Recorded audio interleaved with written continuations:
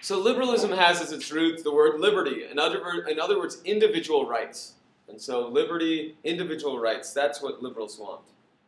When it comes to economics, liberals want individuals to have the right to trade and to own and to invest without government interference. Without government interference. So individuals are allowed to make economic decisions and to own things without government interference. This is also known as laissez-faire economics. Laissez-faire economics is Laissez-faire.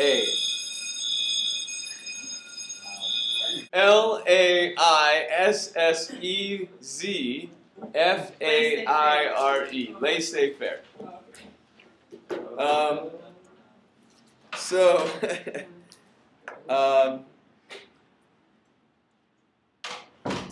And of course our great classical economists, our classical liberal economists, are Adam Smith, who in his book On the Wealth of Nations writes about the laws of supply and demand and how when the government interferes by setting prices or interferes with taxes and other things, it interferes in the ability of individuals to pursue their wealth.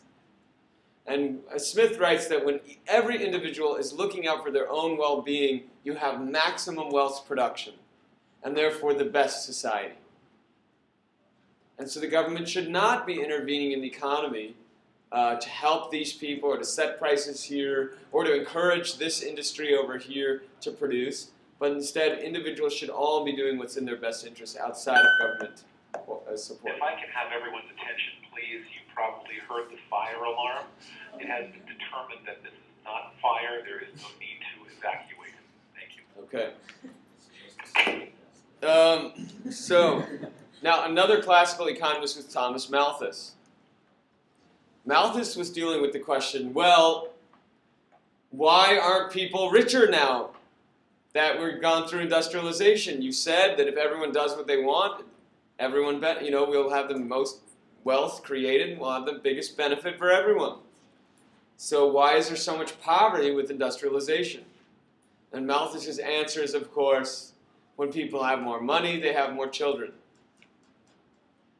And therefore, we will not be able to keep our agricultural production will not keep pace with population growth.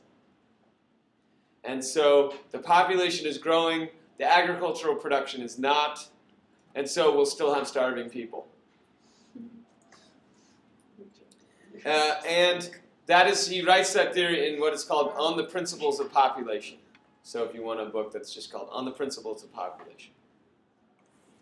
And David Ricardo is answering the question of, well, why are people so poor? Why are workers getting paid so little? How is this fair? And Ricardo answers this with his iron law of wages, which suggests that workers get paid so little because there's so many workers. There's such a large supply of workers.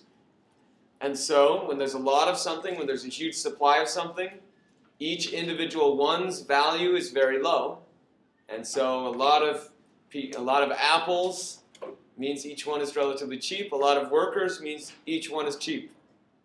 And so workers get paid little because each one, there's so many of them. If you forced one company to pay more to their workers, then other companies would be able to create cheaper items because they pay their workers less. And therefore, they'll be able to sell those items more effectively. And so that's the iron law of wages, right? A huge supply of workers means that workers get paid little. That is economic liberalism. Political liberalism is the ideas that individuals should have rights, not when it comes to economics, but when it comes to the ability to speak, the ability to have assemble, the ability to publish,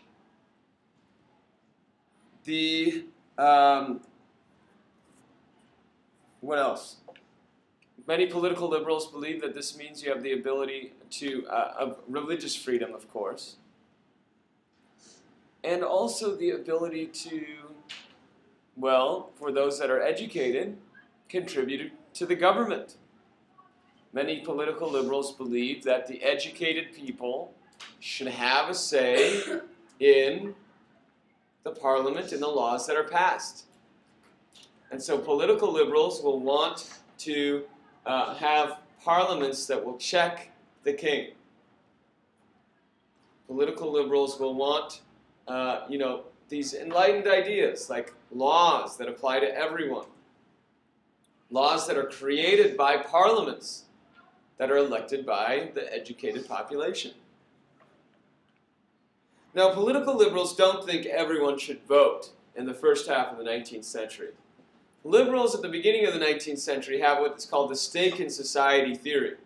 In other words, that the people that should choose the government are the people that have a stake in what the government does, a stake in society.